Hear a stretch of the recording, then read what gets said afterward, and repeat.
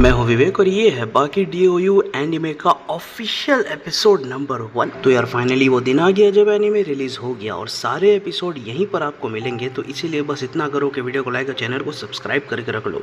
चलो शुरू करते हैं। एपिसोड की शुरुआत में हम देखते हैं बाकी जो कि टेम्पल की सीढ़ियों के ऊपर खड़ा होता है। यहाँ पर सीढ़ियाँ नीचे जा रही होती हैं और बहुत लंबी सीढ़ियाँ होती है। तो यहाँ पर बोरियत के मारे बाकी को एकदम से एक आइडिया आता है, क्या हो अगर मैं इस सीढ़ी से सीधा नीचे कूदूं बिना कोई पैर बीच में लगाए, मज़ा ही आ जाएगा।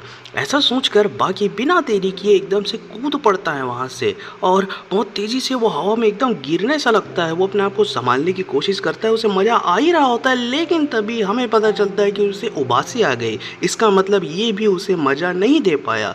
यहाँ पर बाकी लैंड करता है और थोड़ा सा डिसअपॉइंटेड भी होता है क्योंकि वो बहुत बोर हो गया है। अगर आपने मेरे बाकी डीओयू मांगा वाली वीडियो देखी है तो आपको पता होगा कि यहाँ पर डोपो, जैक और भी बहुत सारे मेन कैरेक्टर्स होते हैं, उन सभी को यहाँ उबासी लेते दिखाया जाता है, लेकिन यहाँ पर सिर्फ बाकी का ही डाला गया है। यार बैक टू द स्टोरी, हम देखते हैं अगले ही सीन में ब्रॉक लेसनर को। यहाँ पर सच में काफ़ी अच्छा एनिमेट किया है इन्होंने ब्रॉक को और यहाँ पर हमें पता चलता है कि वो इस वक्त यूएफसी में लड़ रहे हैं। खैर इसमें इस बंदे का नाम एटलस रखा गया है। तो यहाँ पर एटलस ने बहुत कुछ अचीव कर लिया है, इसलिए कुछ करने को है नहीं, कोई ऑब्स्टिकल नहीं है, तो उसे मज़ा नहीं आ रहा, एकदम बोर हो गया है वो। तो यहाँ पर ऐसे ही वो फाइट के बीच होता है और फाइट शुरू होती है तो एक ही पंच में अपने अपोनेंट को वो धाराशाही कर देता है।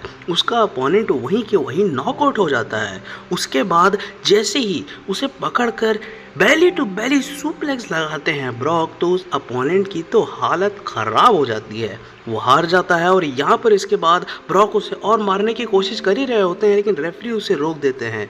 इन सब चीज़ों के कारण ब्रॉक और ज़्यादा एकदम बोर हो जाते हैं। और बाकी वर्ल्ड में अगर किसी बंदे को लड़ने की भूख है तो वो किसके पास जाएगा? टोकुगावा के पास। यही चीज़ ब्रॉक भी करते हैं और यहाँ पर उनसे एक अपोनेंट मांगते हैं लड़ने के लिए, ताकि वो अच्छे से लड़ सके और उनकी बोरियत दूर हो सके। इस एनीमे में इस बंदे का नाम एटलस है, लेकिन मुझे ब्रॉक बोलने में बहुत स्वाद आ रहा है, इसलिए मैं ब्रॉक कहूँगा। तो यहाँ पर ब्रॉक हमें बताते हैं, हमें क्या टोकुगावा को बताते हैं कि उन्होंने फादर सन वाली फाइट देखी है और यहाँ पर वो उनमें से ही किसी एक से लड़ना चाहते हैं और वो ये भी अच्छे से जानता है कि यूजिरो उससे नहीं लड़ेंगे, हो सकता है कि उसका बेटा भी ना लड़े। और ब्रॉक यहाँ पर टोकुगावा से रिक्वेस्ट करते हैं कि दोनों में से किसी एक को मना लो। खैर तभी हम देखते हैं टोकुगावा हमें यहाँ पर बताते हैं कि मनाने की बात ही नहीं है, बाकी तुमसे लड़े। और इतने यकीन से मैं इसलिए कह रहा हूँ क्योंकि बाकी लड़ने के लिए कभी मना नहीं करता। वक्त, टाइम, समय, अपोनेंट वो कोच नहीं देखता, उससे बस लड़ने से मतलब है। चिंता मत करो, मैं तुम्हारी मीटिंग अभी फिक्स करता हूँ। तुरंत ही टोकुगावा फ़ोन लगाते हैं ब्रॉक के सामने बाकी को इस फाइट के बारे में बताने के लिए और हमें पता चलता है कि बाकी मान गया है और साथ ही साथ बिफोर फाइट मीटिंग की ज़रूरत ही नहीं है, वो सीधा अरीना में आ रहा है कल। तभी हम देखते हैं अरीना के सीन को। यहाँ पर सभी के सभी लोग एकदम खुश होते हैं और एटलस भी यहाँ पर एकदम बोर होकर खड़ा रहता है और बाकी का वेट करता है। उतने में ही हम देखते हैं कि हमारा बाकी हानमा आता है अंदर, बहुत ही ऑरा फार्मिंग वाले कोल्ड अंदाज में। कहना पड़ेगा बड़ा अच्छा लग रहा है ये सीन, क्या एनिमेट किया है यार इन्होंने। खैर यहाँ पर बाकी एकदम से आता है और बाकी को देखकर ब्रॉक एकदम चौंक जाते हैं और वो एक बहुत बड़ी गलती कर देते हैं बाकी को कम आंकने की। वो कहते हैं कि ये लड़का इतना सा दिखता है, टीवी में तो बड़ा लग रहा था, ये तो मुझसे 3 गुना छोटा है, लेकिन इसके मसल्स ऐसे लग रहे हैं कि जैसे कार्व किए गए हों। इसके मसल्स अलग ही लेवल के हैं और इससे बहुत ज़्यादा एक्सपीरियंस भी लग रहा है। उतने में ही हम देखते हैं कि अचानक से ऑरा चेंज हो जाता है और हम देखते हैं कि एटलस एकदम से नोटिस कर पा रहे होते हैं कि बाकी किसी बीस्ट की तरह लग रहा है उसे। और ये सब फील करने के बाद एटलस को थोड़ा थोड़ा अच्छा लगने लगा होता है और जैसे ही वो लोग स्टैंस लेते हैं सारे लोग एटलस एटलस करके चिल्लाने लगते हैं, उसकी तारीफ करने लगते हैं। ये सुनकर एटलस काफ़ी खुश होता है और यहाँ पर एटलस एकदम खुश होते हुए सोचने लगते हैं कि लोग जानते हैं कि मैं ही जीतूंगा, इसलिए ये लोग मुझे इस तरीके से चीयर कर रहे हैं। लेकिन लाले मामला बिल्कुल उल्टा है। मैं बताऊं वो लोग क्यों चीयर कर रहे हैं, क्योंकि उन्हें पता है अच्छे से कि बाकी ही जीतने वाला है। ऐसा क्यों? क्योंकि यहाँ पर अच्छे से फाइट एटलस करे इसलिए उसको इनकरेज कर रहे हैं। सबको मालूम है कि बाकी ही यहाँ जीतेगा। तभी फाइट शुरू होती है। हम देखते हैं कि एटलस एक जोरदार किक मारने की कोशिश करते हैं बाकी को, लेकिन बाकी एफर्टलेसली उसे डॉच कर लेता है। यहाँ पर वो एक जोरदार हैवीवेट पंच भी मारते हैं, लेकिन बाकी उसे भी डॉच जांच करते हुए हम देखते हैं कि अचानक से उसके गर्दन को, उसके सिर को पकड़ लेते हैं और यहाँ पर बाकी उसके सिर को पकड़कर ऐसा फील करा देता है एटलस को कि जैसे दो बड़े बड़े जायंट हैंड्स ने उसे पकड़ लिया है और यहाँ पर इतना जोर से वो शेक करता है ब्रॉक लेसनर को कि लिटरली वो फाइट हार जाता है, अनकॉन्शियस हो जाता है। और अपनी इस हार को अपने वेकेशन तक में ब्रॉक नहीं भूल पा रहे होते हैं क्योंकि इतनी बुरे तरीके से बाकी ने उसे हराया और साथ ही साथ बाकी का वो उबासी आता हुआ चेहरा उन्हें अभी तक याद है। खैर तभी सीन हो जाता है चेंज और हम देखते हैं एक बहुत बड़े टावर को जिसके अंदर एक फैसिलिटी में एक डॉक्टर कुछ लोगों को ग्रीटिंग्स कर रहे होते हैं और वो लोग कोई और नहीं टोकुगावा और जापान के प्राइम मिनिस्टर होते हैं। यहाँ पर टोकुगावा ने बुलाया होता है प्राइम मिनिस्टर को अपनी कुछ खास चीज़ें दिखाने के लिए। प्रधानमंत्री इन सब चीज़ों के कारण थोड़े टेंशन में होते हैं। उतने में हम देखते हैं कि यहाँ पर जैसे ही वो लोग नीचे पहुँचते हैं तो उनका वेलकम करते हैं डॉक्टर हॉनर और यहाँ पर वो टोकुगावा से एकदम गले मिल रहे होते हैं। काफ़ी खुशनुमा माहौल होता है लेकिन प्राइम मिनिस्टर इस फैसिलिटी को देखकर, अंडरग्राउंड फैसिलिटी को देखकर एकदम चौंक जाते हैं। उन्हें पता नहीं होता कि उनके देश में ये सब हो रहा है। प्राइम मिनिस्टर को इस तरीके से चौंका हुआ देख एकदम से टोकुगावा कहते हैं, ओह प्रेसिडेंट सर, आप इतने में ही चौंक गए?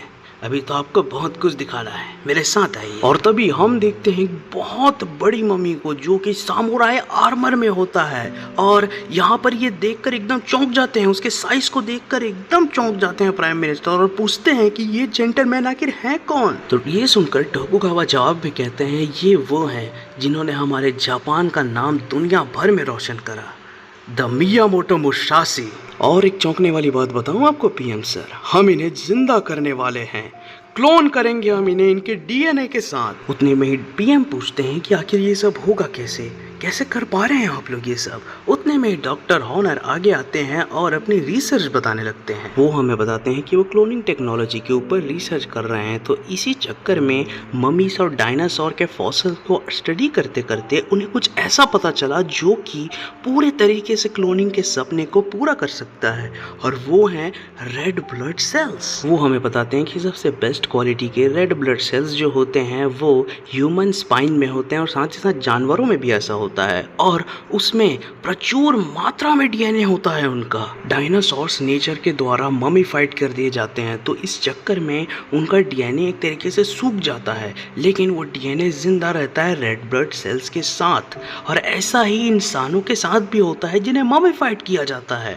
और यहाँ पर मुझे टोकुगावा ने वो सब दिया जो कि एक क्लोनिंग करने के लिए मुझे काफ़ी हेल्प करेगी। इसलिए मिस्टर टोकुगावा ने और मैंने मिलकर ये तय किया कि हम मुसाशी को वापस लाएंगे। इस दुनिया के सबसे बेस्ट स्वॉर्ड्समैन फिर से इस दुनिया में चलेंगे मेरी रिसर्च के कारण और मिस्टर टोकुगावा के फंडिंग के कारण। डॉक्टर हॉनर भावुक होकर ये सब बता ही रहे होते हैं तभी सीन चेंज होता है और हम देखते हैं बाकी को जो कि ट्रेनिंग करके एकदम चित पड़ा होता है लेकिन उसे कुछ फील होता है एकदम जैसे अंदर एक बिजली सी दौड़ जाती है और बाकी सोचता है कि आखिर ये है क्या, ये एनर्जी, ये ऑरा कैसा है, ये मेरा तो नहीं है, ना ही मैं किसी को जानता हूँ, उनका है, तो ये है किसका।